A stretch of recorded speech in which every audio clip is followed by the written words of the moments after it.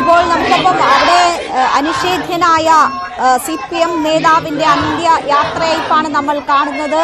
വികാരനിർഭരമായ രംഗങ്ങൾ കൂടിയാണ്. ഡാനി ഇപ്പോൾ അവിടെ നിന്ന് ചേരുന്നു. ഡാനി, എന്താണ് അവിടെ കാണാൻ കഴിയുന്നത്? അങ്ങേറ്റം വികാരനിർഭരമായ രംഗങ്ങളാണല്ലോ.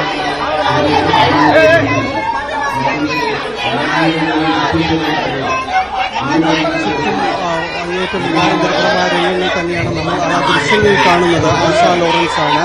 അവരാണ് ഇവിടെ മൃതദേഹ പേടകത്തിന് അടുത്ത് നിന്നുകൊണ്ട് അവർ ഇടയ്ക്ക് ഇവിടെ മൃതദേഹ പേടകത്തിനോട് ചേർന്ന് നിൽക്കുന്നത് അവരാണ്. ചുറ്റും മുദ്രാവാക്യങ്ങൾ വിളിച്ചുകൊണ്ട് പ്രവർത്തകരുണ്ട്. ആ ദൃശ്യങ്ങളാണ് നമ്മൾ കാണുന്നത്.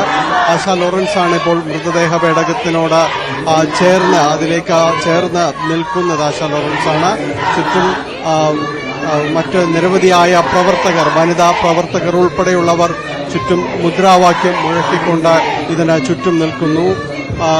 അങ്ങേയറ്റം വികാരഭരിതവും നാടകീയവുമായ ഒരു രംഗങ്ങളാണ് ഇവിടെയുള്ളത് എന്ന് പറയേണ്ടി വരുന്നു.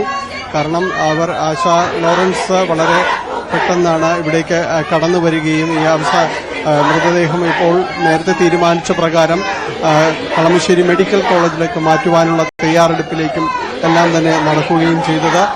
അതിനിടയിലാണ് ഇപ്പോൾ ആശാ ലോറൻസ് കടന്നു വരികയും ചെയ്തിരിക്കുന്നത്. ഏതായാലും അവർ ഇതിൽ മൃതദേഹ പേടകത്തിനോട് ചേർന്ന് നിന്നുകൊണ്ട് അവർ വിലപിക്കുകയാണ്. അതിനിപ്പുറം വൈകാരികമായി MM ലോറൻസിന് യാത്രയയപ്പ് നൽകുകയാണ് പ്രവർത്തകർ. വനിതാ പ്രവർത്തകർ അടക്കമുള്ളവർ മുദ്രാവാക്യം മുഴക്കുകയും ചെയ്യുന്നു.